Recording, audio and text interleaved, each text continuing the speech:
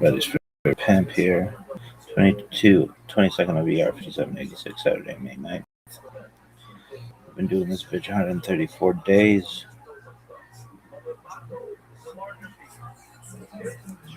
Elevate Divrei Elohim.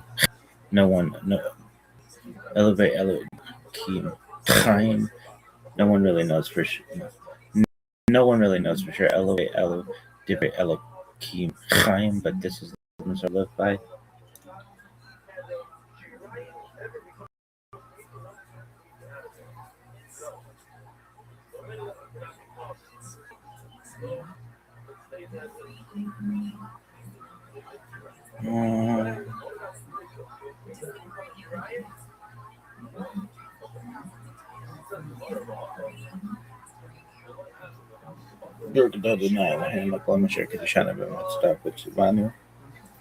All Sephirot HaOmer.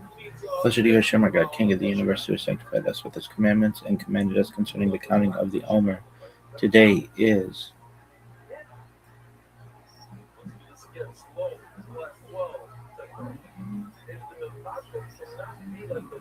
$38 days, which is 5 weeks and 3 days of the Omer.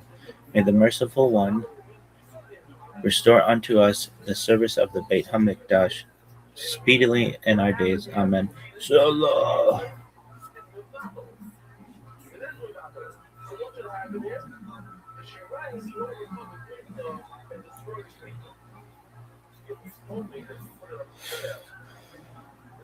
$37.61 creation of the world, birth of Adam and Eve. Chava. 36:31 on 37th son of Adam was born. 35:26 2:35 Enosh son of Seth was born. 34:36 3:25 Kenan son of Enosh was born. 33:66 3:95 Mahalalel son of Kenan was born. 33:01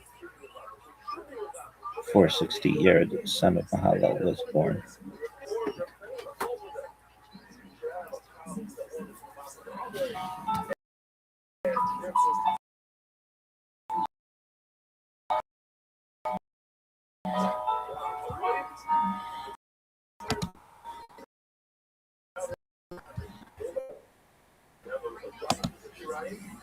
Where we explore the history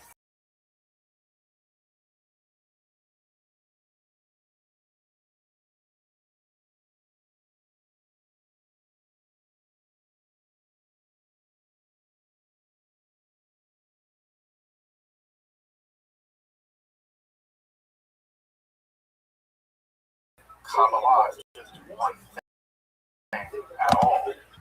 Of course, notions isn't really tenable. Such notions developed greatly through the ages and are still developing. And there are now, and there have always been, numerous mutually exclusive schools of Jewish mysticism and Kabbalah. This class is meant to serve as an introduction to Jewish mysticism and Kabbalah from the point of view of its incredibly complex development from the prophets of ancient Israel and to the rise of modern Hasidism in the 18th century. Of course, this series isn't meant to be exhaustive by any means, but only should serve as a springboard for study and reflection. Also enable you to situate developments in Jewish mysticism and Kabbalah in their historical and cultural context, and hopefully embolden you to dive into the primary texts, which are admittedly as sublime as they are obscure. Let me express my gratitude to Congregation Sophia for allowing me to use these lectures to reach a larger audience here on Esoterica. If you want, you can find entire series under the playlist entering the Garden Introduction Jewish. I'll be uploading them over the next few weeks, or if you fix episodes after autumn of 2021 and you want to watch the entire series, you can find them in that playlist.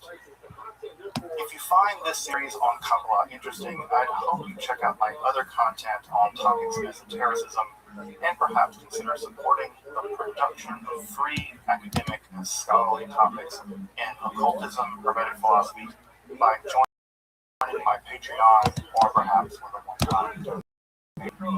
You can find those links below, and I really appreciate your consideration. Now, let's get the garden of Jewish mysticism and Kabbalah. All right, everybody. I really can't believe I'm saying this, but after 13 sessions, we are now on session 14 of this, what was supposed to be a 9-series exploration of Jewish mysticism and Kabbalah. And of course, 14 sessions is still too few. I keep teaching this last day a week for the rest of my life, and still not exhaust all the things there are to say about Jewish mysticism and Kabbalah. And I'll be also very honest, this last session is going to in some ways be the thinnest, because this is where my expertise really runs out. And I'll be very frank about that. It's just honestly the case. My expertise, I hit a wall, and my wall really is, I don't know as nearly as much about Hasidism as I probably should. Still learning about Hasidism, and everything from roughly the 18th to the 21st century is where my gap is. Everyone has gaps in their knowledge, and I think it's important to acknowledge the gaps in our knowledge, not to pretend we know things we don't. And it's definitely from Hasidism for that that's a real gap in anything. But there are certainly people who know a lot more than I do. In fact, I've just invited a good friend of mine to do some talks, maybe at least a talk at Congregation about Hasidism, because I really do feel like I gave it short shrift and it deserved a lot more attention, a lot more deep attention than I gave it.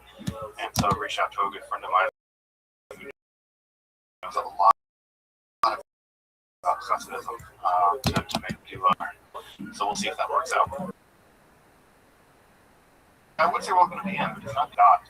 Because, of course, Kabbalah is not going to go away. Jewish mysticism, Kabbalah is doing actually a lot better now.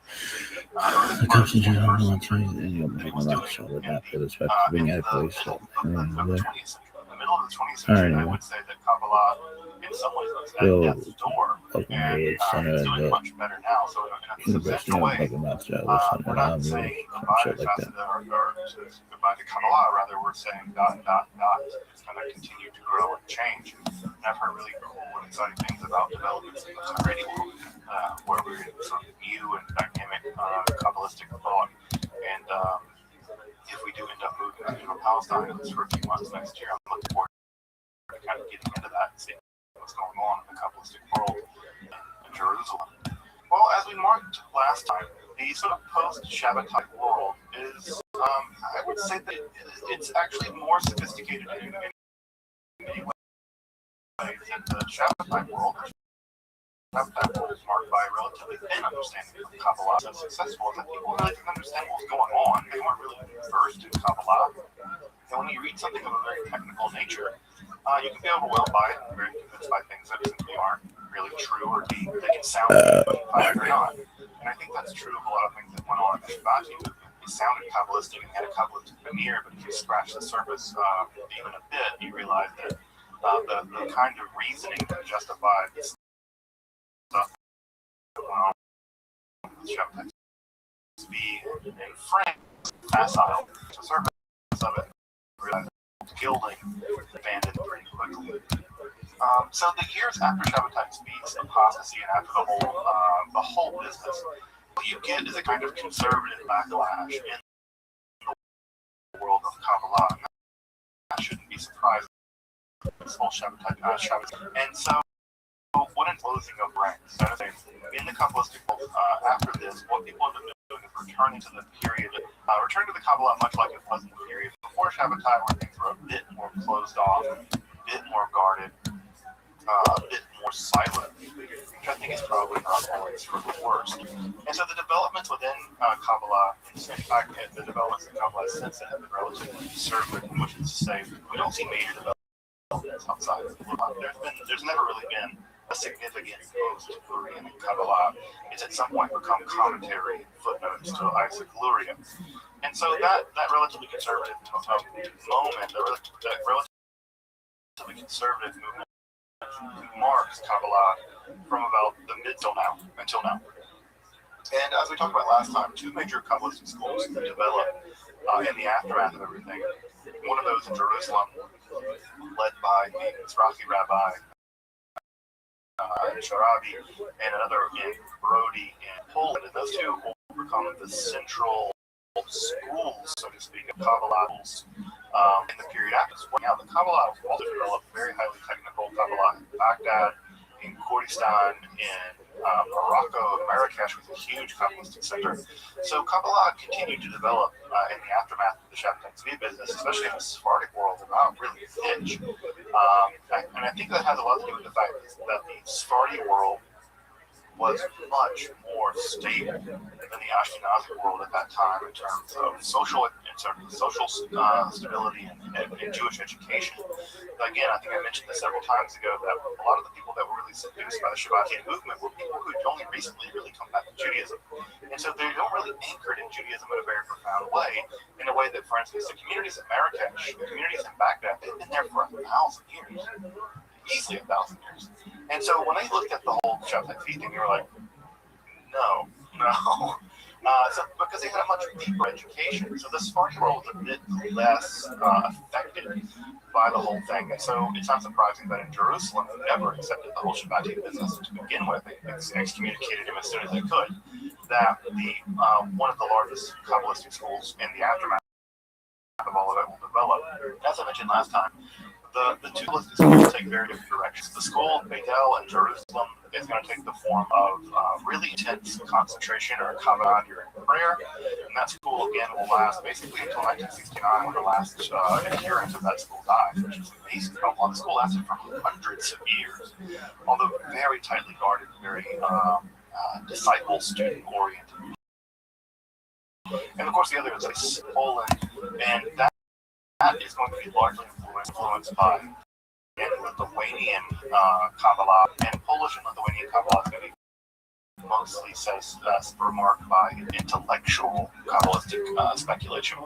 And so out of that world is going to flow a mountain of highly intellectualized Kabbalistic systems that are going to basically try to do the work of systematizing Lurianic Kabbalah, especially vis-a-vis the old Baron system, which I have to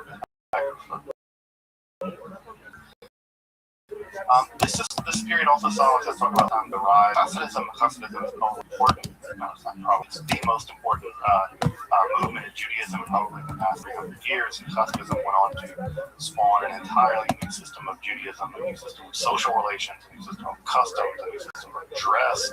All kinds of things have come out of the Hasidic world. A whole new style of song. The Nigonim that I'm sure all of you are very familiar with come out of the Hasidic world.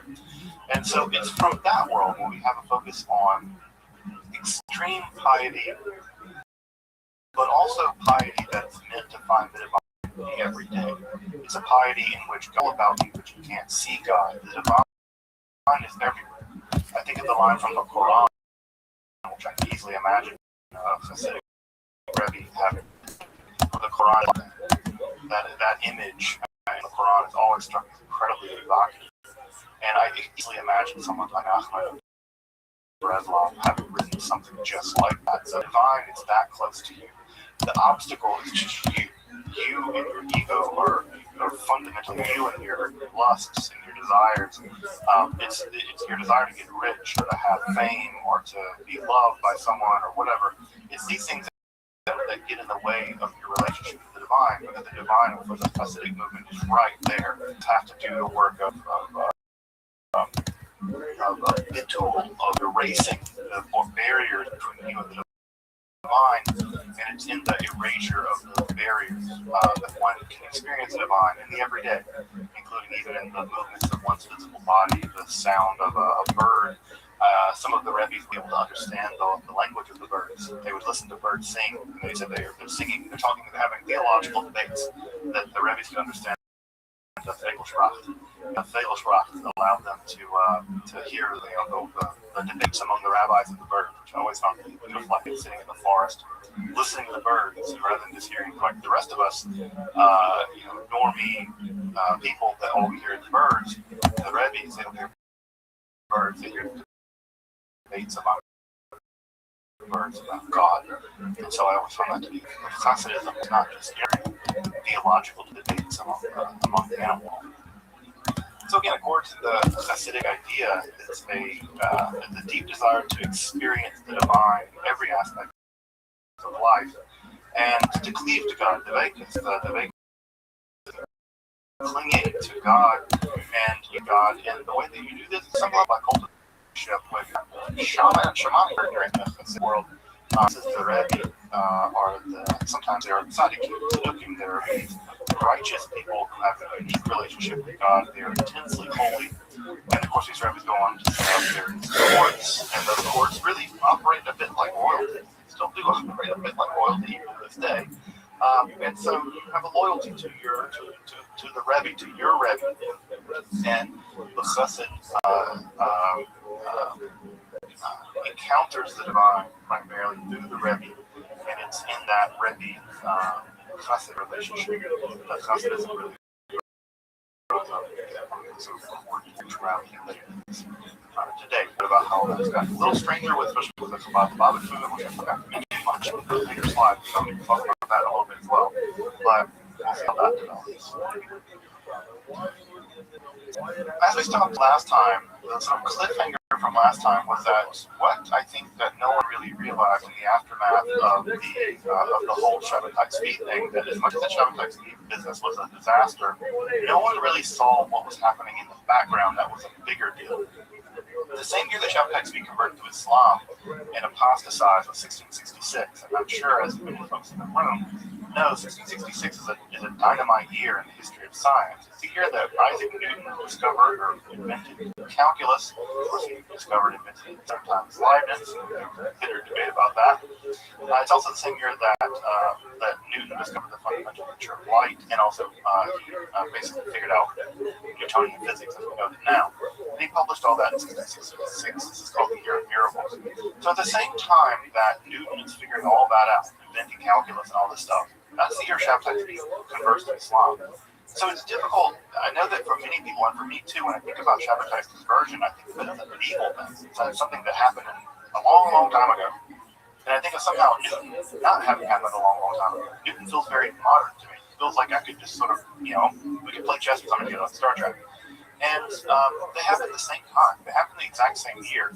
And so what's coming down the pike, and what I think the Jewish world did not see in the aftermath of this entire Shabbatai Tzvi business, was the Enlightenment.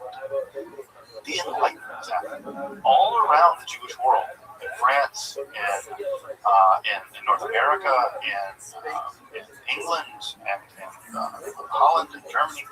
The Enlightenment was developing a huge, completely new worldview that was dynamically breaking from what had come before, with its emphasis on rationality, its emphasis on experimental science, its emphasis on extreme logic.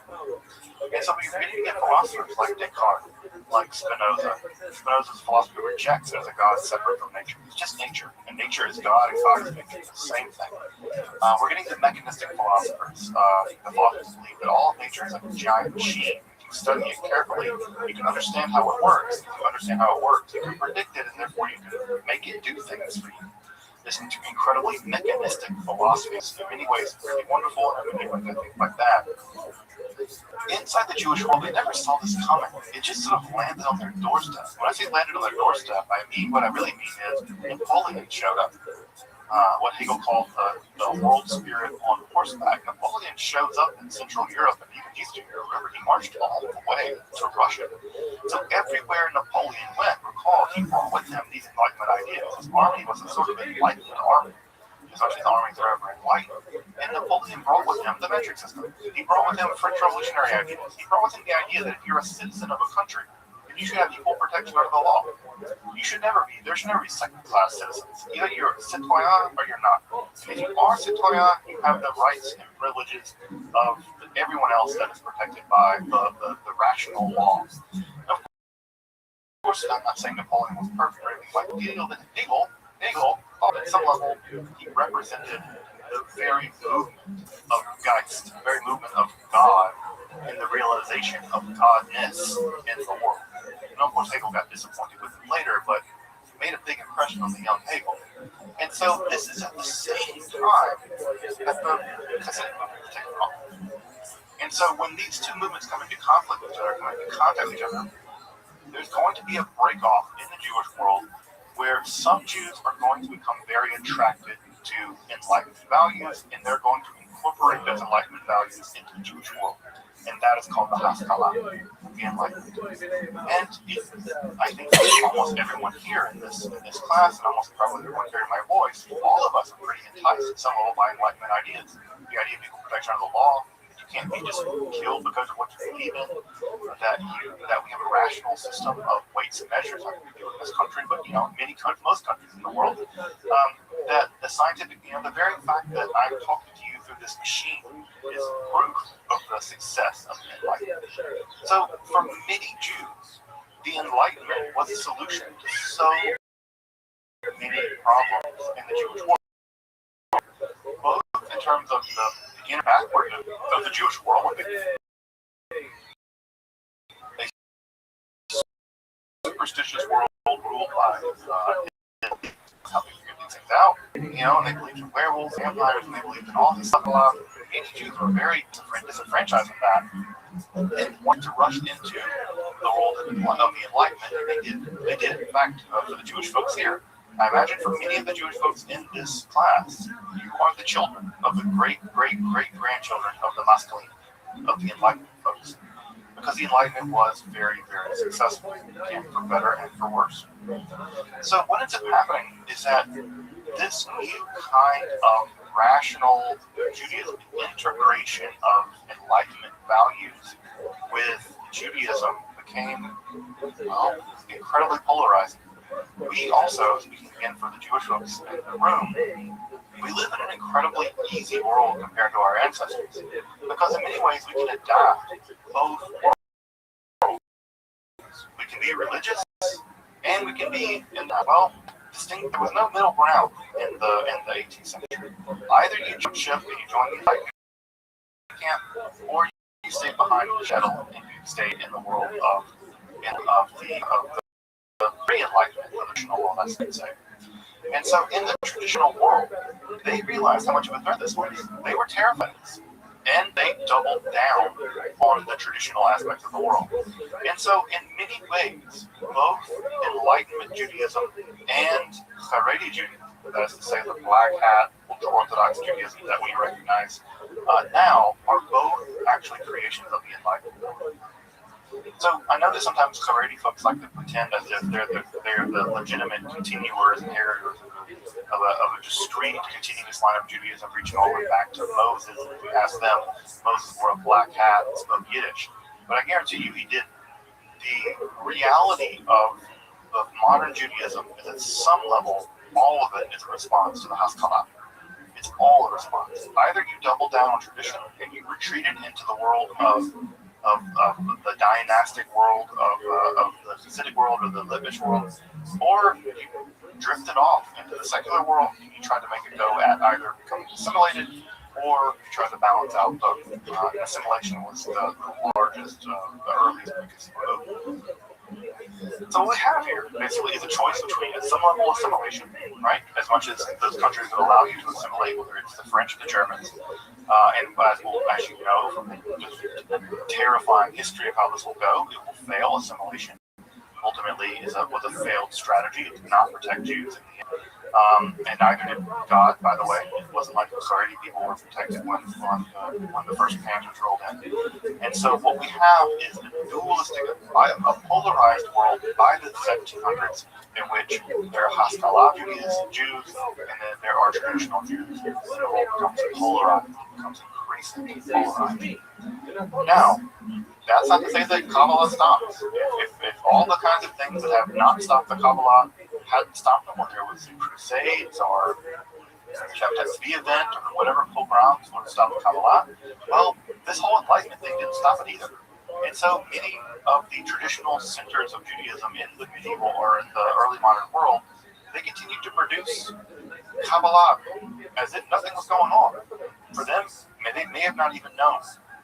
And so, especially in the Hasidic world, there is a huge outpouring of literature. This is the time period where the folks in the Chabad movement, who I'm sure many folks have come in contact with, they began very rigorously developing their movement. Also, it's worth pointing out that the Chabad movement becomes sort of the intellectual center in many ways of the Hasidic movement.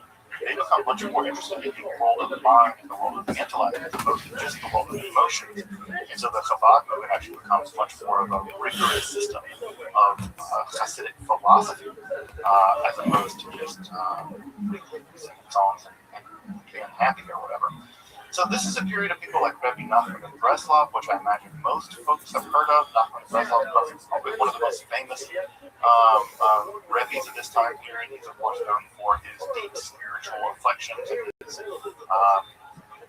existential torment that he experiences. He was a person of great highs and great lows. I guess most historical people who we end up remembering are kind of manic depressive in this way, and so I think Rabbi Rothschild was known for this extreme joy, extreme sorrow he's capable of feeling. And ultimately he's going to give rise to the Hasidic movement, which we'll talk about in a minute, but also the Nanach movement, which I imagine if you've ever been to spend time in Israel, you will at some point encounter some Nanach guys, which tend to smell as pious as they are. They wear the knit cap from Nanach on it, they listen to techno music and dance around. They're generally, I don't know what pious to a fault, something. So those guys are out there, and they're a big deal in the neo-Hasidic world. Of course, also at this time period, probably one of the most important Jewish festivals. This is a rom called Moshe Chaim Luzzatto, probably the greatest traditional Jewish mind of the early modern period. And Luzzatto wrote a mountain of stuff. It's really, I was looking over some of it today and I was like, my God, this guy wrote 50 books. I've probably read one or two of them. He wrote 50 something books. It's an enormously huge output. But the Ramchal is known as a young man for having had a spiritual experience where he had a magi, or a spiritual teacher, begin to reveal him all kinds of spiritual things. He was relatively young when this happened, and you can imagine that in the aftermath of the Shabbatai Tzvi business, no one wanted to hear about anyone talking to the spirits anymore. And so he kind of got kicked out of Italy a little bit. He kind of got expelled from Italy, and this led him on a journey through Europe. And in his journey through Europe, he ended up writing, like I said, a ton of stuff. His two most famous books are Derech Hashem, The Way of the Lord. Derech Hashem is probably the most systematic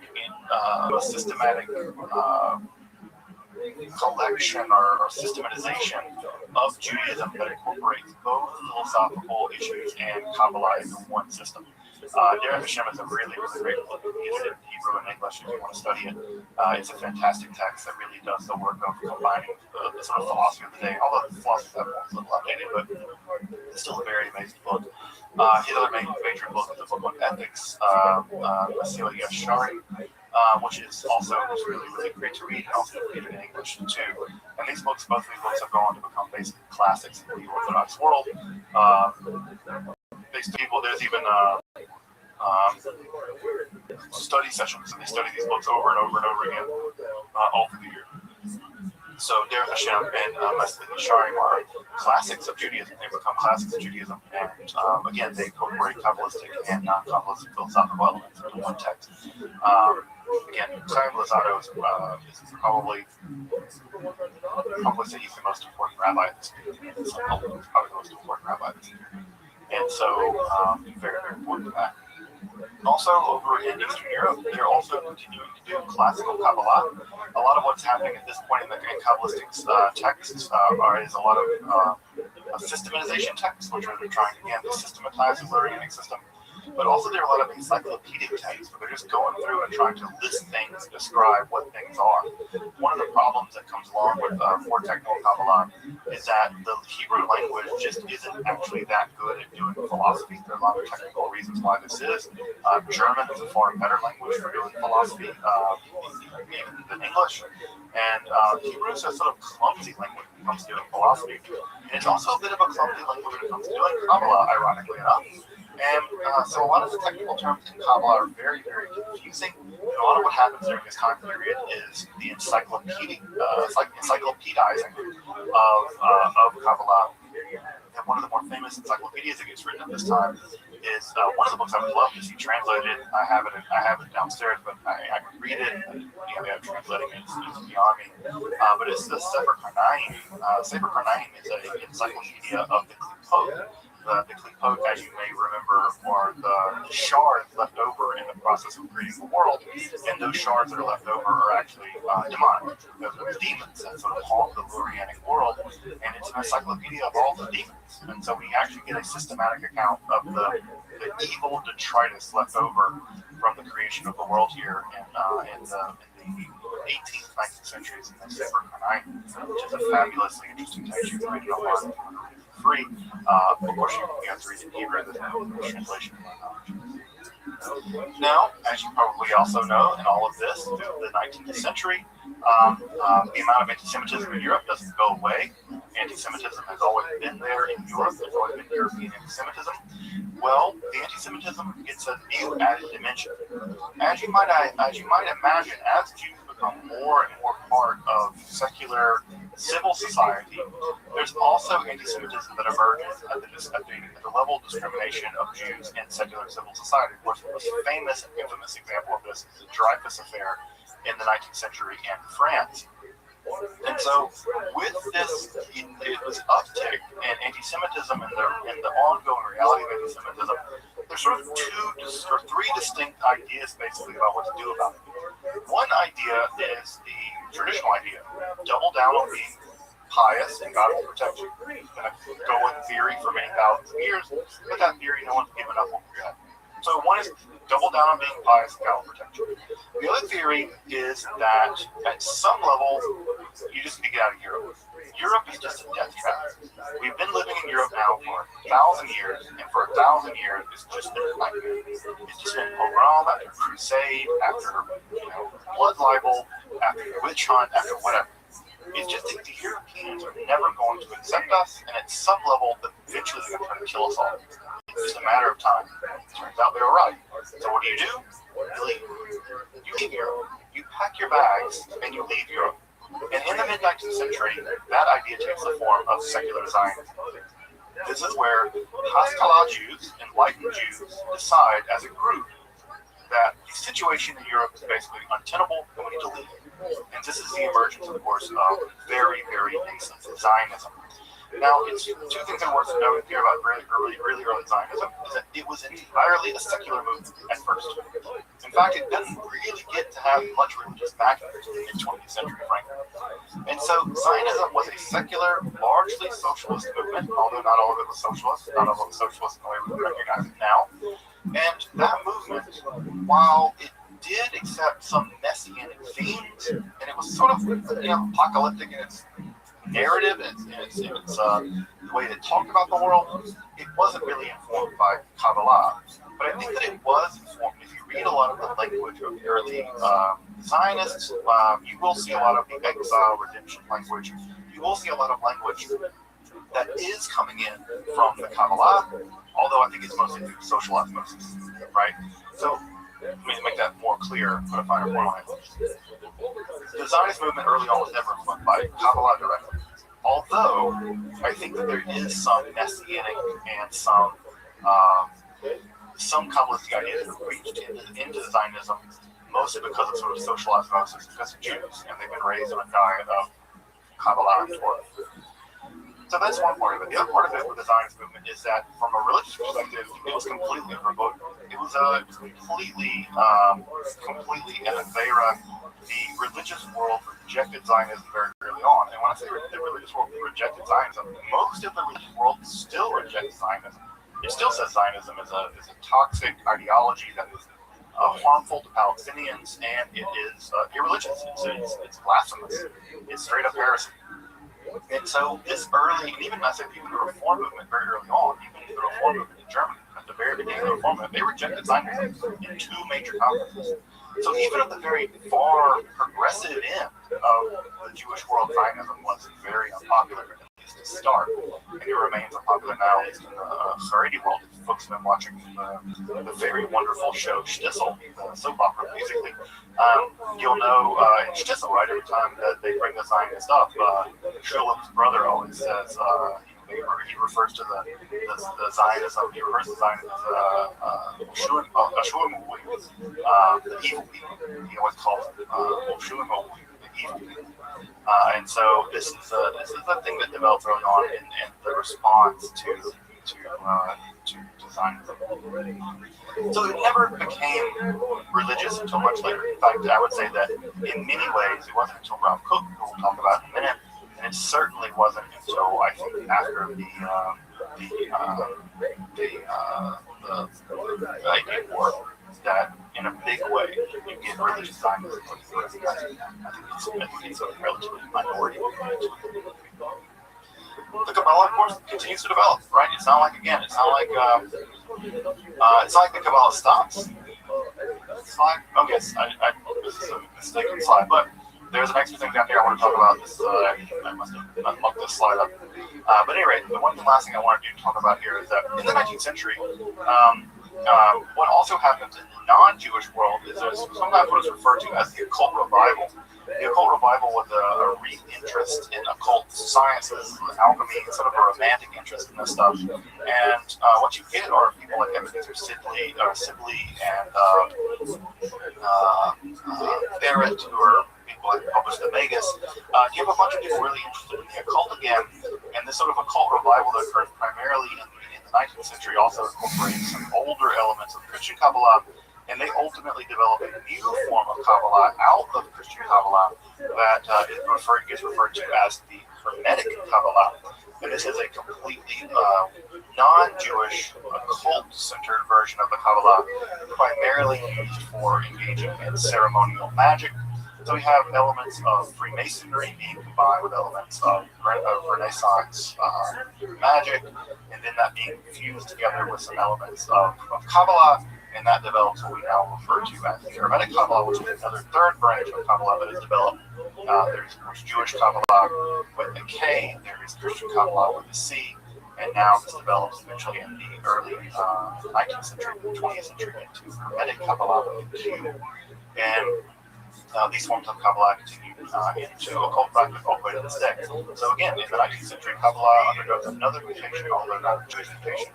We look primarily in the non-Jewish world, primarily in England, where this occult revival takes place. So the Hermetic Kabbalah is out there and it proves very popular. There's a whole big world of people who spirituality is wrapped up with the very sophisticated, very complicated system of hypothesis.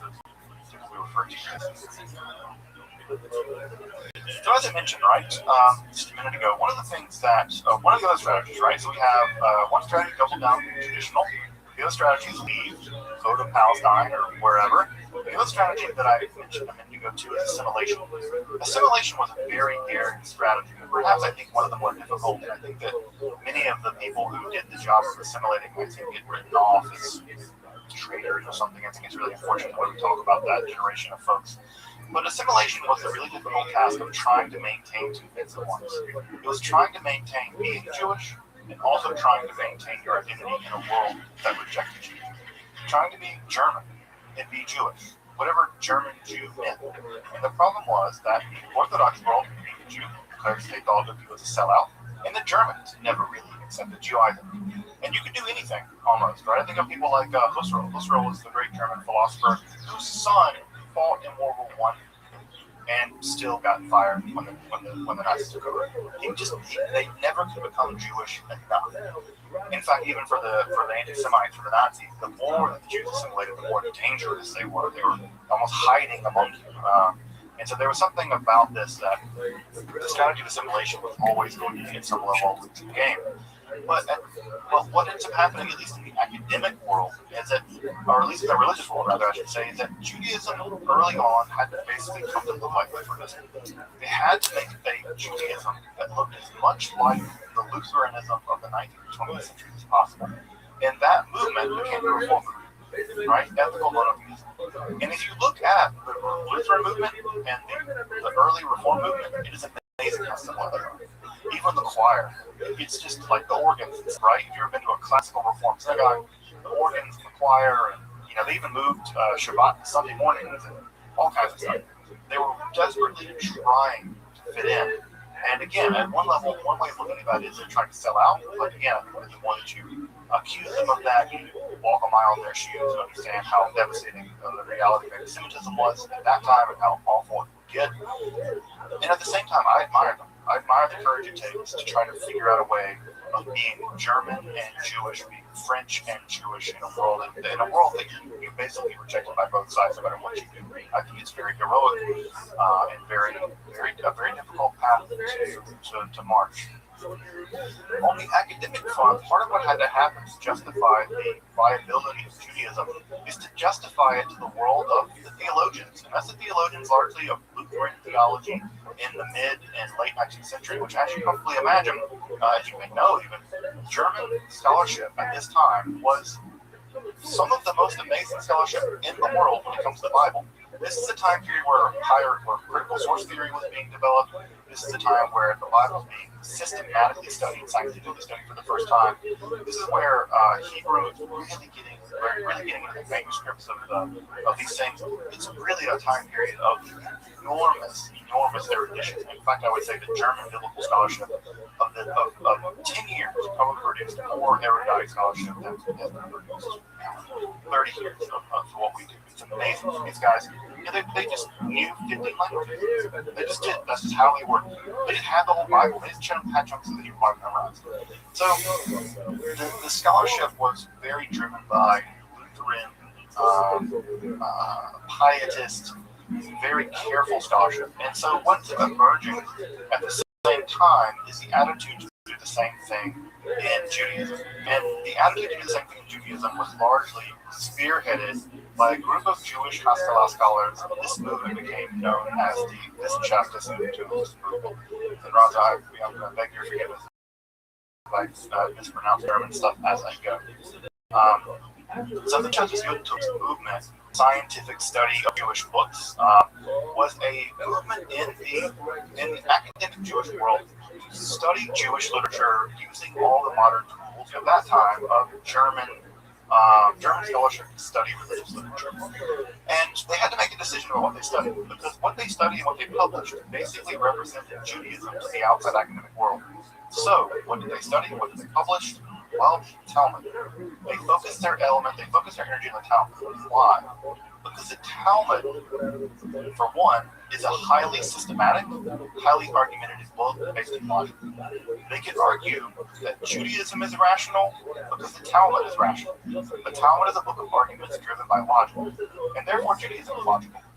Right? So we have the ethical components of the Hebrew Bible, and we have the logical components of the Talmud, and therefore Judaism is respectable because it's a paragon of logic. Well, guess what isn't terribly logical? Kabbalah. So, what did the Wissenschaftliches movement do? Ignored it. Basically pretended that it wasn't there. Why? Because it was embarrassing. It was superstition. It was occultism.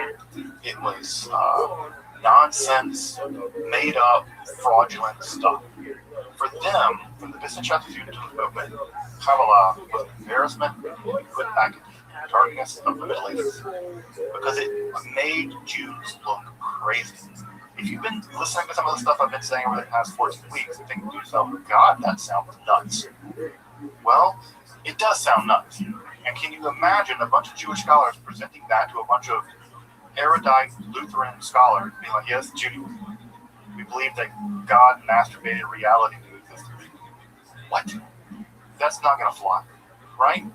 It's going to make them hate you. It's going to reinforce every negative stereotype about the Jews. The Jews are irrational. They're driven by superstition. They believe in nonsense. The Wissenschaftliches movement had to make a decision, and the decision was not Kabbalah, Talmud. And so early on, Kabbalistic literature was largely put on the back burner, to put it politely.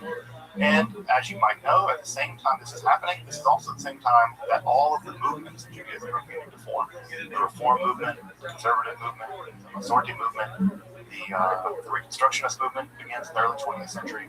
All of the movements, even modern Orthodox Judaism, all of the movements and movement Judaism in the non-traditional Jewish world, all of them look at some level to the Wissenschaftliches movement, and they base their Judaism at some level on the Judaism being pumped out by places like JTS, by places like German Scholarship, by places like Cincinnati, the Reform Seminary. And guess what? None of those places are doing. None of them are doing Kabbalah. Why? Because it's embarrassing. They do not want to look like crazy people. So the Kabbalah is totally sidelined for 2.5, 3 generations by scholars. Completely sidelined. And it's sidelined at a decisive moment in Jewish history. What is that decisive moment? The emergence of the movements. So if you grew up in a movement, the Reform movement, Conservative movement, if you grew up in any of the movements, their scholars were simply not being trained on Kabbalah. And because they weren't being trained on it, they couldn't teach it. And because they didn't teach it, it was abandoned. This is the reason why, for folks who grew up, especially for folks who are a bit older than me, if you grew up in the movement Judaism world, you never heard about Kabbalah. There's a reason why. Because the rabbis you had never learned about it.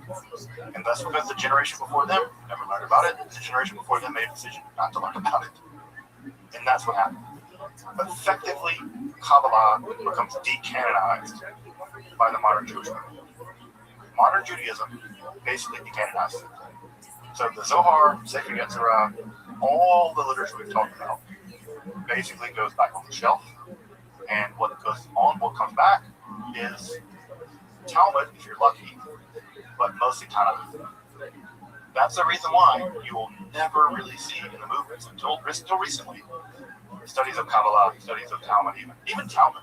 I mean, for folks here who grew up in the movement world, how often did you all study Talmud? How often was Talmud something that you would be encouraged to study or heard about much? I see heads shaking. No, yeah, even Talmud, right? Even Talmud was sidelined. And you can imagine, Talmud sidelined, then surely Zohar will be sidelined. So that's one part of the story. The huge part of the story is that Kabbalah didn't go away. They still did Kabbalah, studied Kabbalah in the traditional world. It's in the progressive world that it was abandoned. It was decanonized in our world. And it's only now limping back into canonization. And I think it needs to be recanonized more quickly than that. Of course, the other thing that happens in this time is in the mid-20th century, and there's no way to avoid the elephant in the room. It's of course the Holocaust. The Holocaust devastated, obviously, European Jewry, but in terms of Kabbalah, it really devastated the Hasidic world. And the reason why it devastated the Hasidic world, as you might imagine, is the Hasidic Jews live basically in these very tight-knit social networks. They are distinctively dressed. They look very Jewish. They pay us. They dress like Jews. Targeting them was the easiest thing in the world. They all live in the same shtetls and ghettos. So liquidating them and killing them, putting them on these cattle cars was very, very easy for the Nazis. So the Hasidic world was incredibly destroyed in the Holocaust. I think proportionately, and Roz would be obviously the better expert at this than I would be, that the Hasidic world suffered apocalyptic levels of devastation in the Holocaust, just because they were basically sitting ducks, and also their theology prevented them from leaving. So many of them, because they rejected Zionism, did not try to flee to Palestine. They thought it was religiously repugnant to flee to Palestine, because they were also tied to the Rebbe. They also didn't want to individually leave, right? They were tied to this person, and so if the Rebbe didn't leave, they didn't leave. And lastly, right, we looked the parts. When the Einsatz group moves in, they're there. They're living in that. They're living in that shtetl, and they're there with that Rebbe. And it doesn't take but an afternoon of a really blackout drunk group of Einsatz group to do the deed to basically eliminate an entire Hasidic dynasty. And Chas v'shalom, that happened. It happened over and over and over again in Eastern Europe. Especially Hungary was especially badly hit. I think 1 in 4 Satmar were killed or something like that in the Holocaust. It's just a devastating, apocalyptic story. And as you know, the only people keeping the light on at this time, in many ways, for Kabbalah are the Hasidic people. It's the people in Eastern Europe. It's the traditional people. They're the ones keeping the lights on. And with their execution by the beasts that were the Nazis, the light goes out. The light went out. It's a devastating blow to Kabbalah. Now, luckily, our Sephardic brothers and sisters, Sephardic folks, they were still doing Kabbalah in Morocco. They were still doing Kabbalah over in Baghdad. Still doing Kabbalah in Northern Africa.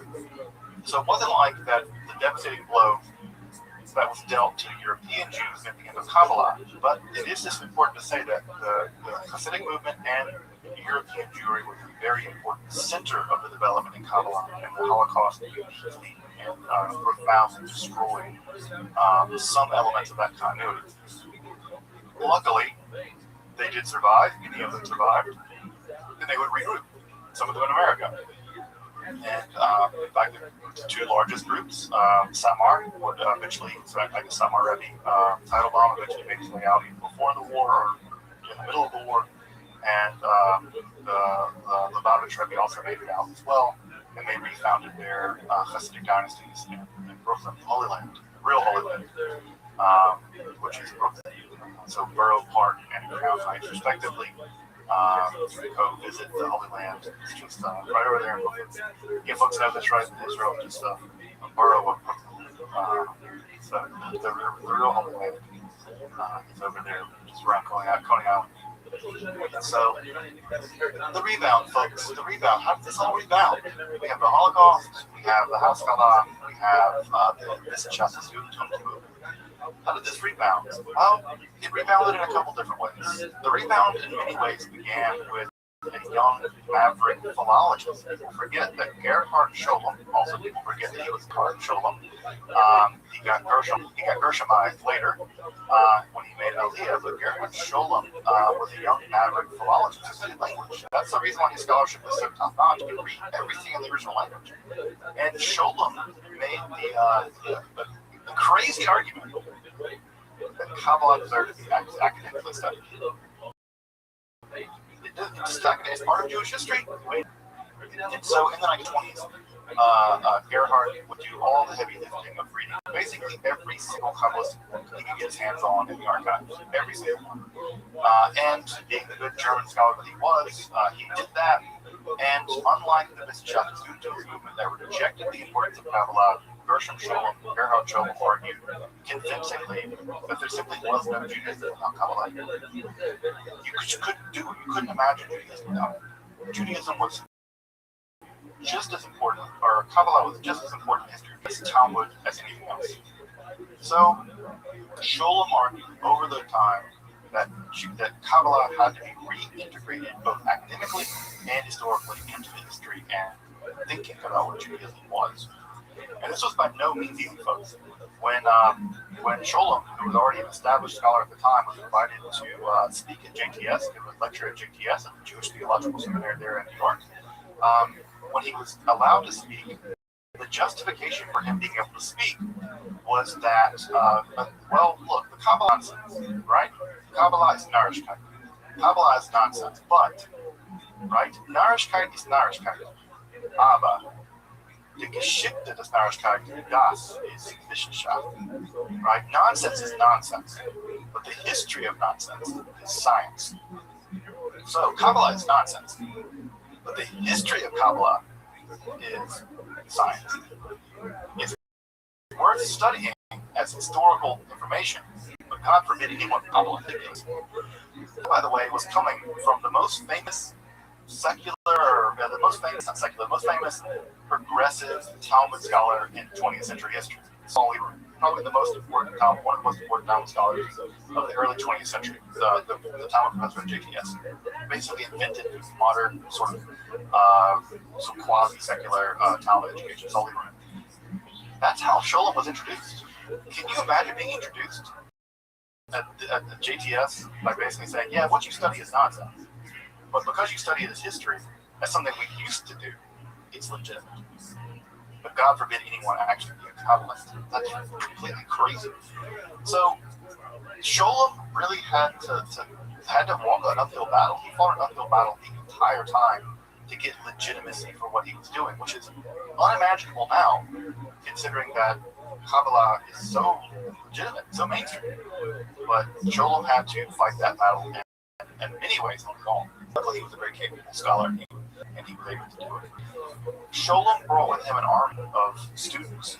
He attracted a great deal of students, folks like Moshe Yedel and Joseph Don, other folks who've gone on to become themselves leading scholars in the world of Kabbalah. His students were also perfectly willing to criticize him, and they did. They made careers criticizing him. Folks like Moshe Yedel It really showed how important Sholem was, and also how incomplete Sholem was. And we have a whole new generations of scholars who believed Zahi Weiss and all kinds of these Roni Moroz is a huge group of scholars that blow my mind with every book that they write. And so the academic study of Kabbalah is landed. It is now totally legit if you want to study Kabbalah in college. You can take an academic level Kabbalah class and no one's going to bat an eye. Sure, part of Jewish history. At the same time, there is an emerging, relatively small group of religious Zionism, led by, of course, by Rav Kook, and he would eventually give rise to religious Zionism as we know it. Although Rav Kook wasn't terribly influenced by, wasn't a huge Kabbalist, but certainly a lot of the blue-reading themes of exile and redemption will play a part in the rise of Zionism. The most important, I think, Kabbalist to come really in the early to mid 20th century would be Rabbi Yehuda Ashlag, Baal HaSulam, the master of the ladder. And the Baal HaSulam would make Aliyah in Israel, and he would compose two incredibly influential works. The most important, I think, is his commentary on the Zohar, a text that he took, I think, 10 years to write, called HaSulam, the ladder. And this is both an introduction to the Zohar, but also a commentary on the Zohar. And he translated Zohar out of the crazy Aramaic that it's in into a very modern Hebrew to make it accessible to a whole generation of people who otherwise would not be able to read it in the original Aramaic. He published it in basically modern Hebrew, modern Lashon Kodesh Hebrew, much more accessible in modern Hebrew. So many people who read Zohar now in the Orthodox world, and also many people who study Isaac Luria, are going to study many of the ideas in some level through the lens of Rabbi Ashlag, who also develops like interesting comic theory. There's in fact, I think, a kibbutz that's based on some of his ideals in northern Israel, Calvinism. So Yehuda Ashlag becomes very important. I think probably the most important character in all this. Another character that I don't mention in this that I can't believe I left out, of course, is Rabbi Menachem Schneerson. And what's important to know about him is that he was important founders of the Kiruv movement, that's to say, the outreach of the Jews and God House, that's because one basically, at least most of it. And Menachem Mendel Schneerson founded this enormous Kiruv network of the Chabad movement, and he was just a hugely important figure in the history of 20th century Judaism. It's really hard to downplay all the really important things that he did. But one of the things that's worth mentioning here that's important, that will be important going into 20 is that when he died, it was already believed in his lifetime that he was the Messiah, and then when he died, people really began to believe he was the Messiah. So there is a movement in the Chabad world. It's not a super big movement. I don't think it's as big as it was in the late 90s. It seems to be mostly localized to Brooklyn and Israel, especially in Kfar Chabad, where they believe he's the Messiah. Also, I have a so I have, so at any rate, the Menachem Mendel Schneerson was believed to be the Messiah, and I studied briefly at a Chabad yeshiva, and I definitely met people who believed that he was not only not dead, but that he had been taken into heaven somehow bodily, and that he was going to return really soon, and that his return would be heralded by Jews adopting more Torah, and that basically he was kind of occluded, and his occultation would come to an end, and the Rebbe would reappear as the King Messiah. Of course, you can still go to Crown Heights, you can still go to Brooklyn, and you can still see crowns, images of the Rebbe's flag, which has a yellow with a crown that it says Mashiach on it, not Messiah. So there's this huge messianic movement, which again could be a whole class unto itself, inside of the Chabad movement, where they do believe their late leader is the Messiah, and this is causing some serious problems in the Chabad movement because it is such a movement based on outreach. Although in my experience and what I've been told by folks who have grown up in the movement is that largely the kind of people that the messianic stuff appeals to are typically people like Bolsheviks who convert back to Orthodox Judaism and younger people, but most of the more established Chabad world doesn't really get down with this side stuff. Although I think they do still control 77, which is the main synagogue in the Chabad world there in Brooklyn, Eastern Parkway. So the Chabad movement has this messianic thing going on, which is super weird and interesting.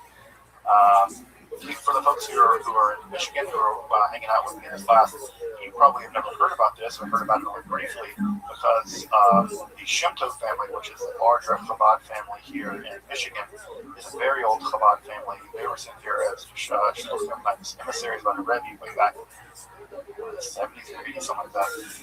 But they were the lead force in many ways of the anti-Messianist movement. They really thought the Messianist movement was dangerous. And the Shemto family is very powerful here, at least in Michigan.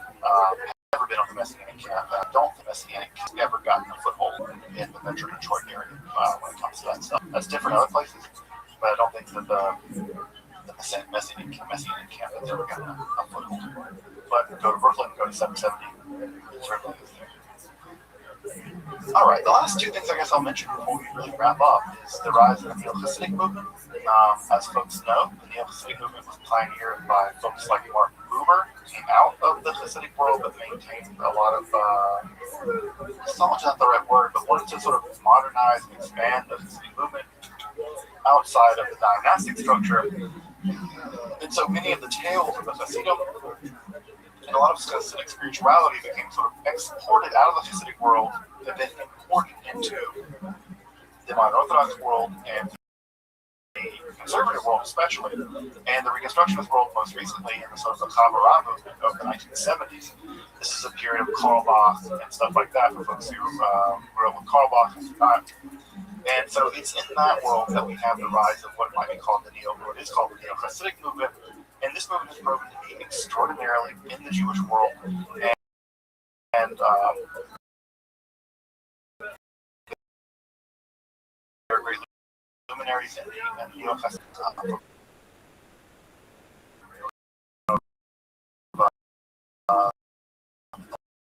a lot of teachers actually in is roots together and talk about Kabbalah briefly. I feel like a great honor to be able to hang out with one of the Gaon of the Neo-Hasidic movement. And so I got to spend some time with Art Green when I was up in Boston with Alana. So the Neo-Hasidic movement is alive and well, and I think it's popular together. It's actually growing in popularity. And with folks like Joey Weisenberg and other kinds of folks who are really channeling sort of Hasidic ideas into music, that stuff is going to really continue to be popular. The last thing I'll mention, and this is the thing I imagine some folks already know, is of course mainstream pop culture Kabbalah. The Kabbalah Center led by Rabbi Berg, which has received a lot of criticism, but whatever, I think that it's a legit form of Kabbalah as much as anything else is. From an academic perspective, the Kabbalah Center sort of and they teach specific kinds of Kabbalah that is tailored toward celebrities, basically. Now there are non-celebrities that get into this form of sort of kind of traditional Kabbalah. But this is made famous by Madonna, and I think Britney Spears was into it for a while, which I think even Britney Spears has a Hebrew tattoo on the back of her neck. Some kind of Kabbalistic tattoo. I don't know whatever sense Kabbalistic tattoos make. But, you go, Britney. I think she's from Mississippi, so I think we sure we're home state people, so me and Britney go back. So people like Britney Spears and Madonna have also embraced Kabbalah in a pretty profound way, and apparently I think even Madonna quit doing concerts on Friday night because of her commitment to certain kinds of Kabbalistic beliefs. I think that the material girl's from here, right? She's from Bay City. Madonna's from Bay City. So the material girls from here. So you have Rabbi Madonna, who has gone on to become influenced very heavily by Kabbalah at some level in her spirituality, although I don't think she's ever converted to Judaism. And there are many other people who've been influenced by the Kabbalah sector. Now, the Kabbalah sector is very polarizing. It's very controversial. And they've got some trouble with money stuff. Unsurprisingly, a religious organization gets involved with celebrities and get in trouble for money stuff. Could you believe that? Could you believe that? So the Kabbalah, in many ways, in the 1990s and 2000s, really went pop culture, with a lot of pop culture folks, musicians, and other folks becoming really influenced by Kabbalistic ideas, and those ideas becoming very mainstream, right? Very mainstream. Folks, Kabbalah Chai is going to live. Kabbalah is gonna survive us all. It's back. The Kabbalah had gone through a couple thousand years, 1,000 years now of turns and twists and messiahs, dead messiahs, apostate messiahs, a mountain of books and commentaries. It's really gone through, I think, almost every kind of travail a religion can go through, a philosophy can go through. No philosophy that I can think of has gone through this much. You know, Platonism or communism or whatever. Kabbalah has gone through so much, and it's had to transform and adapt itself. And when I think about the Kabbalah, is that I'm very happy and very glad to be alive now, because we're now living in some level, the golden age of Kabbalistic literature. More Kabbalistic literature is available to me than anyone else in history when it comes to accessible information. More Kabbalistic teachers are available. Secular Kabbalistic education is available. In a class like this is a completely secular academic class on Kabbalah. Also, you can go to dozens of teachers of Kabbalah to become a Kabbalist. And Kabbalah is accessible to people who never accessible before. Women, LGBTQ folks. It's accessible in a way that it never was before. And so I say that Kabbalah Chai, Kabbalah lives, and Kabbalah will live, because we are living in an age where the Kabbalah has finally been able to, at some level, withhold its secrets. You have to work hard to become a Kabbalist. You need to learn Hebrew, learn Aramaic, you might have to move to Israel, you have to move to Brooklyn. You have to do a lot of heavy lifting if you really want to get into Kabbalah. But you can. It's there. So much of it's on the internet. Right? So much of it you can get in your library alone. You can go buy books right there in Amazon and learn secrets of the Kabbalah that would have been utterly inaccessible to 99% of the Jewish population most of history. And right there they are, immediately available. Even English translations of things like the Zohar, like the Pritzker edition of the Zohar, massive 12-volume Pritzker edition. There was no standard English translation of the Zohar prior to that, not really. And now, for the first time in history, we have access to all 12 volumes of the Zohar, and new things are coming out every day. So we're living in a golden age for the study of Kabbalah, and we're living in a golden age for those who want to be Kabbalists.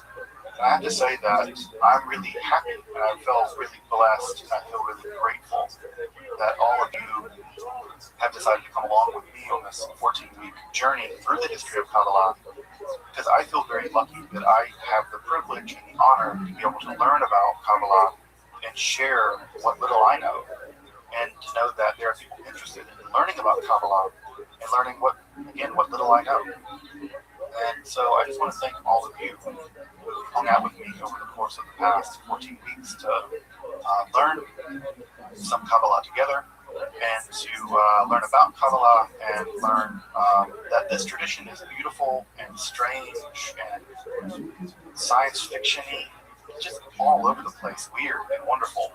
And so I just want to express my deep gratitude for everyone who's dropped in for a class or stayed for all 14 or whatever. I'm just really grateful and really blessed and feel really thankful for everyone who's had the time, who's taken the time to learn some Kabbalah with me, and give me the opportunity to learn more about Kabbalah in the preparation of this class. So that's it. Thank you. It's really an honor and a privilege to be able to have done this class. And I look forward to learning with all of you soon, whether you're Kabbalah or not. I'd love to do a Zohar class. It's like my secret desire to do a big Zohar class. Both study Zohar and also study about Zohar. Where we have I imagine kind of a class that would be structured like a science class. We have a lecture in a lab. The lecture would be like this, and then we have a lab. The lab would be like studying the Zohar, studying it. So I imagine that's my dream gig. It's a lecture lab class, the Zohar lab, which I have to say is a little more exciting to me than working in a chemistry lab. So the Zohar lab. So anyway, folks, that's up to the community, up to y'all. At some point, but I guess again, I'll just end with saying thank you, and I'm so happy that folks will come along with me on this journey. And it doesn't end here. I will definitely say that. Like I said, we're not ending with the end of Kabbalah. We're ending with ... because Kabbalah is going to outlive us all. Welcome back, and thank you for joining me as I explore the garden that is Jewish mysticism and Kabbalah. Again, if you'd like to support my work, we provide you accessible, free, and scholarly content topics like Kabbalah, alchemy, and the occult, magic, hermetic philosophy. Consider supporting my work on Patreon, or perhaps with a one-time donation. You can find those links below. Until next time, I'm Dr. Justin Sledge, and thank you for watching Esoterica, where we explore the arcane in history, philosophy, and religion.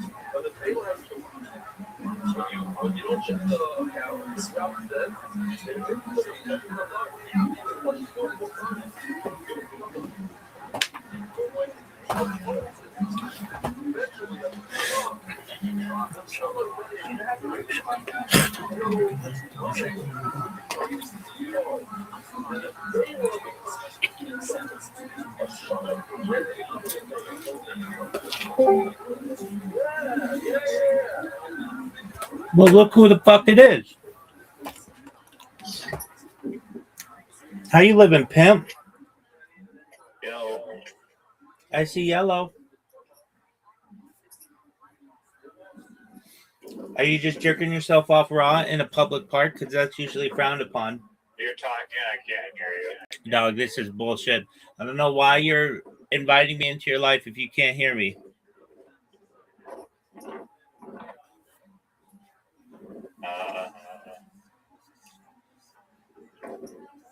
No audio. Yo. One moment. All right, we're gonna do charades. Oh, well, maybe it's my phone.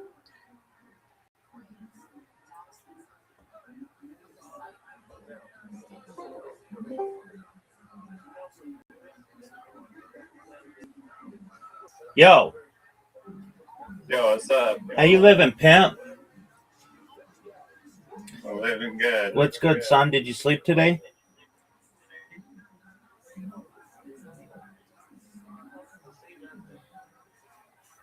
Yeah, I did. I said, did you sleep today? Yeah, did you not hear what I just said? No, I didn't. Go ahead. What'd you say? Oh. I went to sleep at like 8 a.m. and then got up at like when my dog woke me up.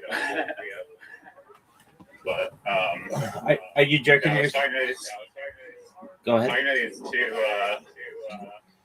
guys yesterday that I met on Fun, and they're like shitcoin, professional shitcoin traders. I told me that they'd show me the ropes a little bit, so I have like a little bit of money a tiny little amount of money to mess around with shitcoin. Got run like 5 times in a row on Pump Fun, but Yep. see if they are gonna teach me. One of the best investors in the game. They're from South Australia. They just so happen to additionally be a comedy finalist in the Raw comedy contest.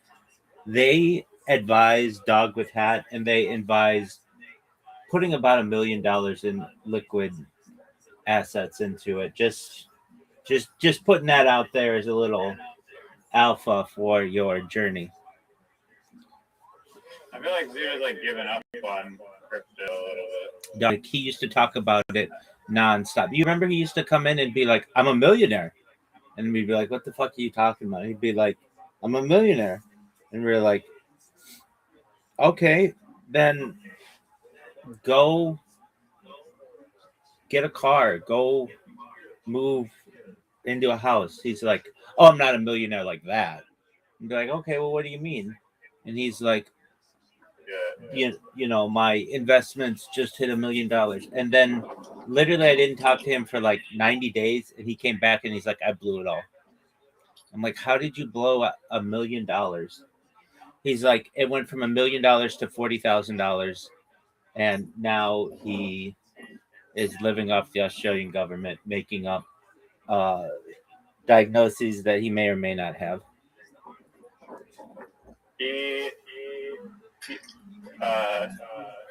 He told me that he just shorted gold with like a $50,000 like leverage trade on gold, which I was like, okay, it's at all-time highs, but I think back on it because it kept going up. I studied set a stopwatch or something. He was up. But I whenever when he was talking about that crypto, like it might go back in my mind. You're gonna take a round trip, but like people think like literal like shit coins have value and markets don't fluctuate, but they definitely do. Most certainly. Game musical chairs. Absolutely. I have a question for you. Are you interested in joining my Monday evening ballet club? That's the strangest romantic inquiry anyone's ever posed to me. So definitely not. There's nothing romantic about it. Are you sure it's just a ballet club? Actually, it's a fantasy football. Actually, it's a fantasy football league that is posing as a ballet club. But yeah, watch yourself. That was weird. That was weird. I wish they did an interview with him. They did some. They had like little videos of him, but we want to hear his side. I want to hear his side. Exactly. I want him to be like, Doug, these guys wanted it. Let me just put it to you this way. I had this group of people. We were meeting for ballet. What does that tell you? Any dude who's going to this thing there's like a 50% chance. I'm not going to make it any higher or lower, but there's a good chance that this guy wants a dick in his ass.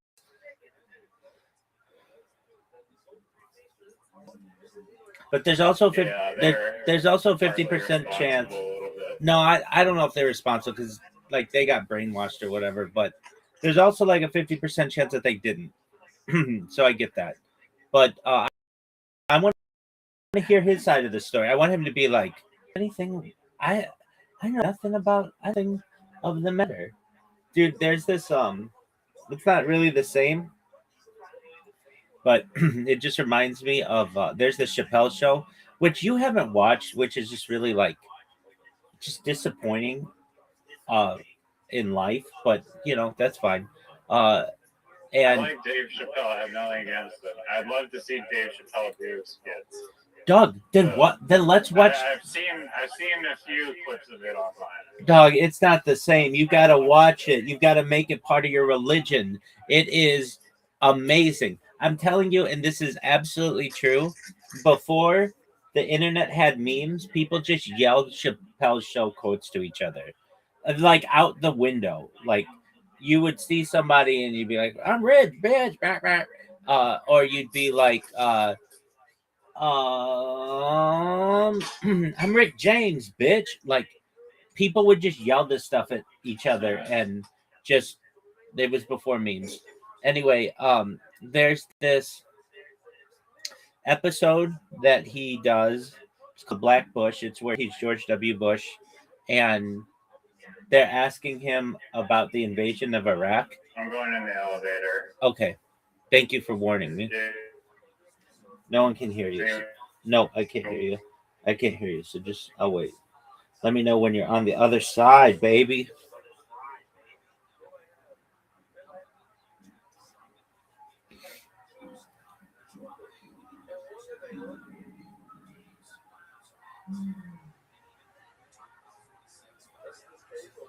Yo, does everybody remember when Riser was in the elevator? I do.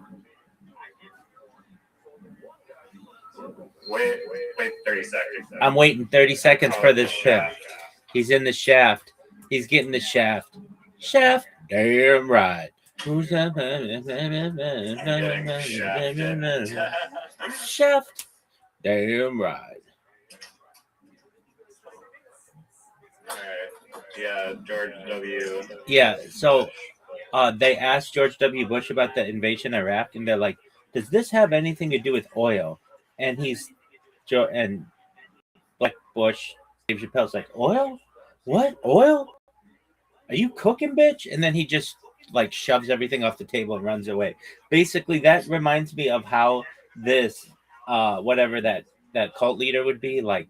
Are you here to just take advantage of men? He'd be like, huh? Ballet Monday night? How could you accuse me of that? And then just runs away because he's just like, that's just like the reaction that he would have. Anyway, I think that dude seriously like was in love with ballet. He was a little bit of a ballet Nazi. I Obsessed with it. He was. um I feel like he literally could have just made a career. Like people were like, "Oh, he's like an amazing choreographer. He knows his shit. He's like a ballet god." And he literally probably could have made like a career. Like he didn't have to start a cult. Like he may have just been doing it for money, but it's like he could have just made plenty of money just being like a ballet professional. I like how back then it was such a big deal if somebody started porn. It would like ruin their career. But today it would be like, all right. I mean, that's not like that big of a deal. So you had sex with a camera on. No big deal. Like, and then this guy was I in. don't know. I think it's still like frowned upon from like an employer perspective. Doug, Kim Kardashian did it. Look at her career. She's not an employee of like a major company. But she's. So, yeah, I don't think she's people a. want. I don't know. She's a. I think there's still a lot of judgment surrounding it. She's a respected individual in the community. I don't know about that. I mean, she's famous that's, for that tape that she put out. If I asked your average 30-year-old woman who they take fashion advice from, I bet you about 50% of them would have Kim Kardashian in their top 10. I honestly had no idea she was like a fashion person. I don't know much about her. No, I mean, I guess she's not. She has a lot of expertise in fashion. It's just her was so influential that it influenced the Real Housewives of Beverly Hills and the Real Housewives of Orange County and the Real Housewives of New York and New Jersey and Philadelphia and Atlanta and Miami and Washington D.C. I mean, like there's like this like entertainment, like that channel and Bravo and stuff that like they need an alpha bitch, and it's Kim Kardashian. But your core argument is Kim Kardashian, you're alluded to the fact that all those Real Housewives of Orange County shows are like a spin-off of her original show, and like people, I don't think respect those housewives. I think they like watch that show to like at least the guys like just make fun of how fake they are, and I think that like there's just like this super materialistic like fake persona that a lot of those people have, and I don't think that like warrants a ton of reverence. Okay, look at the fappening or whatever when Apple dropped all that content of those celebrities. It was like every single famous celebrity woman was in it. Who dropped it? I think there was like some kind of hack in Apple's iCloud like 10 or 12 years ago or so. And it was called the fappening, which was like all these pictures of these naked celebrities and some of them were videos, but usually it was just like things they were sending to their lovers and husbands and stuff. And there's an argument to be made that like all of those people, many of those people, that's like all like the Hollywood actors. They're all pretty high regarded. I'm not saying that they're the best, the best role models for children by any means, but even that, even just taking a naked picture in its own way is closer to being a porn star than maybe like okay, let me put it this way. This is delicate. Okay. There were some celebrities who were pictures of them taken like in 60s and 70s and stuff, and that had some ramifications on their career about like should they be considered a moral person or whatever. This is like a discussion that happened maybe 20 years ago, and today that's like no big deal. It's like, oh, you had naked pictures of you like taken, like that's so what. uh I'm saying that the pornography industry is moving much more towards that. Okay, here's my example. You have an actor, Shannon Elizabeth. She was in American Pie. She dated Tom Brady for many years. She just started in. What are you doing? Crumpling up paper in the microphone? Sorry. Yeah, I have taco bag. Okay, well, tell your taco bag to shut the fuck up. Anyway, so Shannon Elizabeth stated that she just joined OnlyFans and she made $1 million without uh, without getting naked. And who's that other bitch? Jamie Presley, who's been naked on camera before. She's starting an OnlyFans. She's the one who looks just like, or Margot Robbie looks just like she does. The ones that don't show a hole on OnlyFans and still walk away with millions, those are the best trolls. I agree. But okay, so let's put it that way.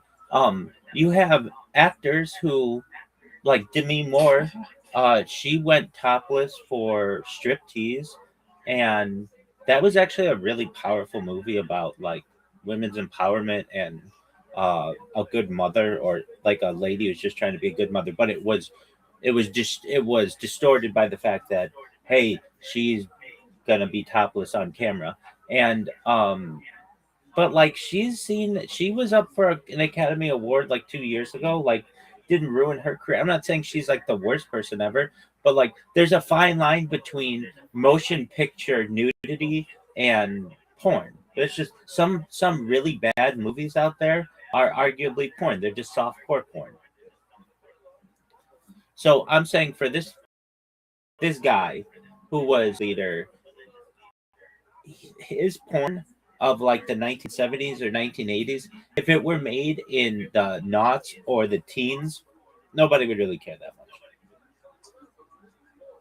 Yeah, no, I agree. I agree with that, and I also think that it is becoming more normalized with like shit like OnlyFans and like that whole garbage where it's like just becoming more widely accepted and not viewed as a big deal because look, everybody's showing whole. It's no big deal, but I don't know. In my personal opinion, I think other people's opinion just maybe not the best look. I mean, you could be like, I don't care or whatever. That's fine. People are gonna have different image, like bound like perspectives on whether or not they're comfortable showing whole to any single person on the internet. I agree with that. I mean, I don't know. I think people are still like very like judgy of people that do OnlyFans, and yeah, because I think it's just I don't know. I did it.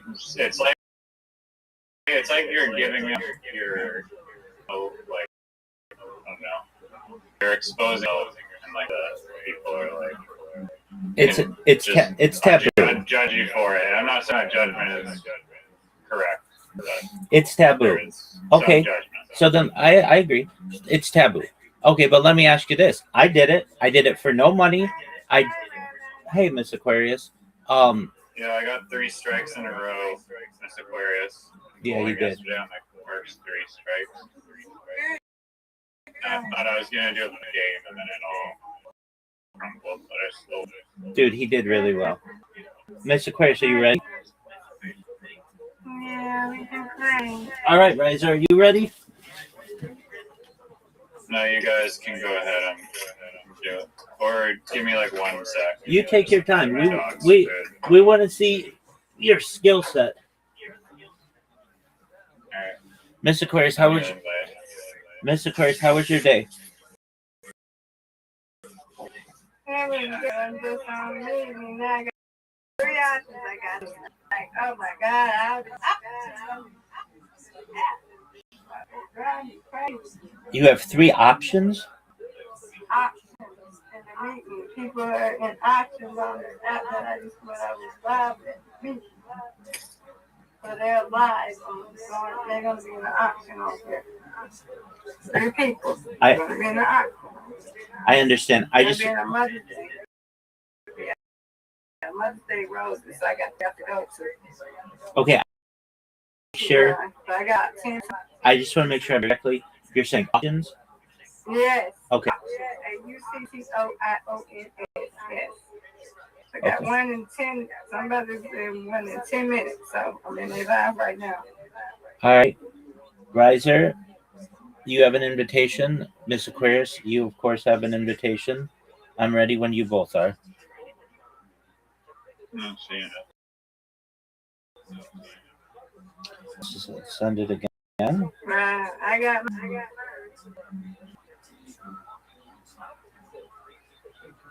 Invite sent successfully. Riser. Invite sent successfully. Riser, you still not getting it? He'll be back. There you go. I don't see the invite. Oh, wait, there. There you go, dog. All right, Riser, we're gonna see your skill against a real expert, Miss Aquarius. She. We're gonna see if he gets it. Let's go. Come on, Riser. Hey, Riser, let's go. Let's go. Oh, look at this. He's got a cow. Wow. Are you serious? Yeah. Yeah, he is. We are serious, dog. We got a cow. I messed up right there. What are you talking about? The ball. Almost like a cool one, but I don't know. Dude, they don't have enough coins. They don't give you enough coins. The cow is very, very cool. Yeah. Kind of better than that one. You can pay $3,000 for it. Let's go. Let's go.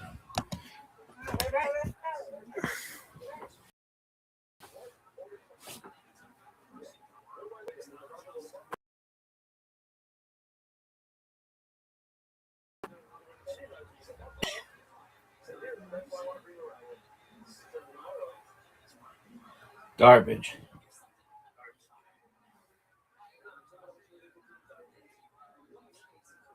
There's always just sirens going off in my town all the time. That's not even a big town. Are there old people where there's like a lot of ambulances? I mean, there's old people, but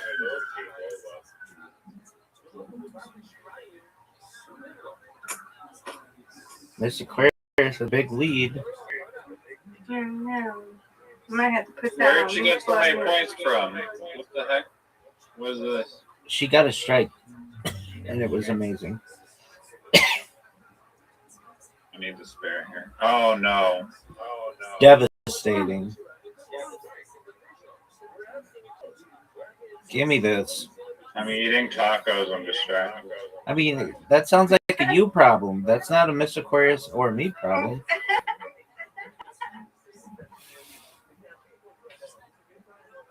I'm saying the environmental conditions are not favorable. All right, again, that's something that you can control. I can't control that.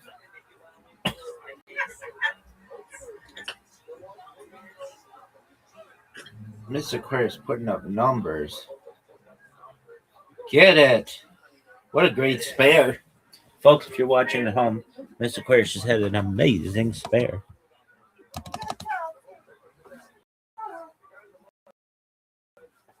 Thank you, Rabbi. I needed that red. You come at him. All right, the cow. He gets a spare. Good spare.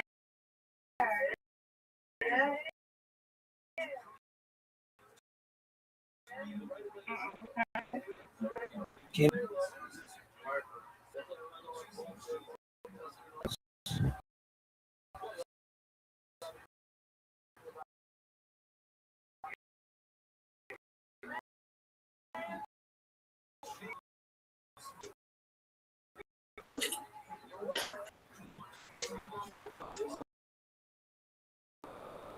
it.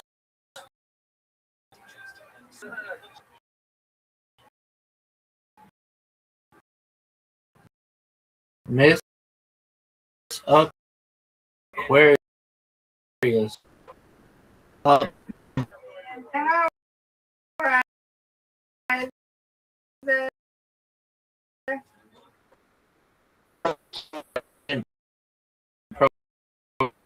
My man. That was pretty good. Pretty good kickback.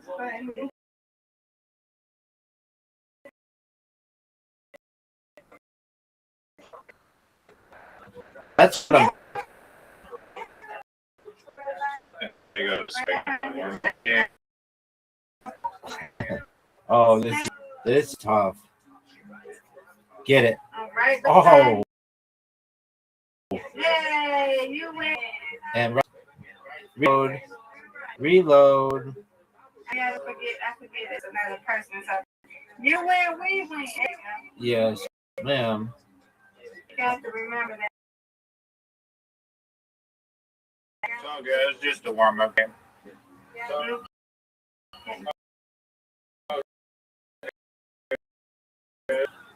Just a warm up game.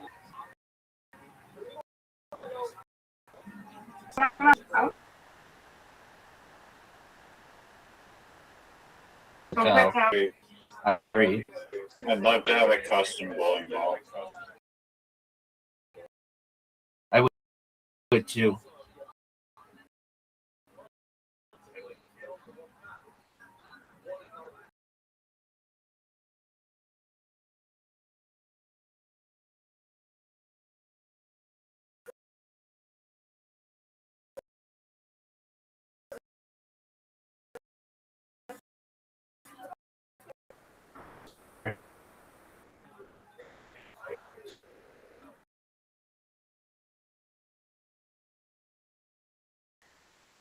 Time. Dog. I don't know. All right. Maybe a Stanley Kubrick one. All right. Room 2. Yeah. Whatever. No. Oh, Lord. Riser, did you know that the down all the pins? Oh, get it. Miss Aquarius has a very difficult shot. It though. That's okay. Right, you ready for this? The pins are. Riser, are you ready for this? Garbage. Terrible. One of the worst throws ever. Let's take.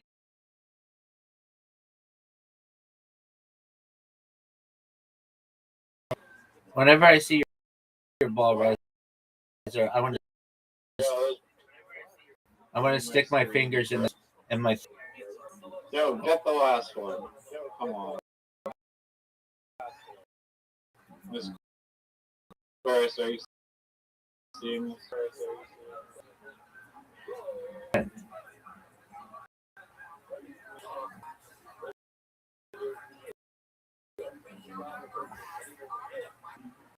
Get it.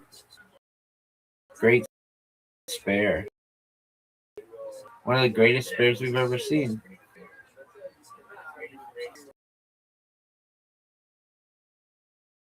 Shot, son.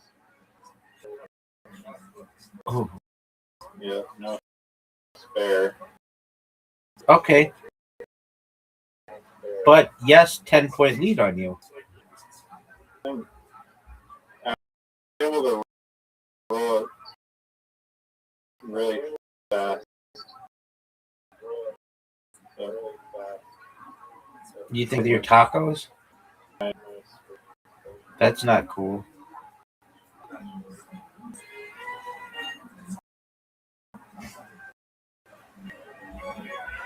Good game. Sometimes you can roll like super fast, but I haven't played this game now. Lock in how to quickly roll it everything. Are you serious? Guys, are you ready for this I don't one? even think that. Have you played online? Like, do people like spin it ever? What do you mean online? Like when you play against random people, Okay, do they like put spin on the ball? I have never seen anybody who's been like an expert at doing that.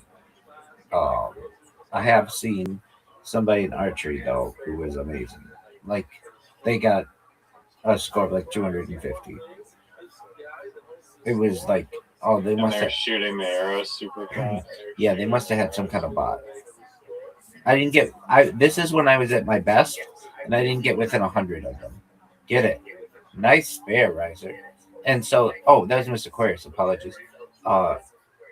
And so that broke my will to want to play that game because it was like, no matter how good I get, somebody's still way better than me. Mr. Aquarius retakes the lead. Riser, what'd you think of that strike?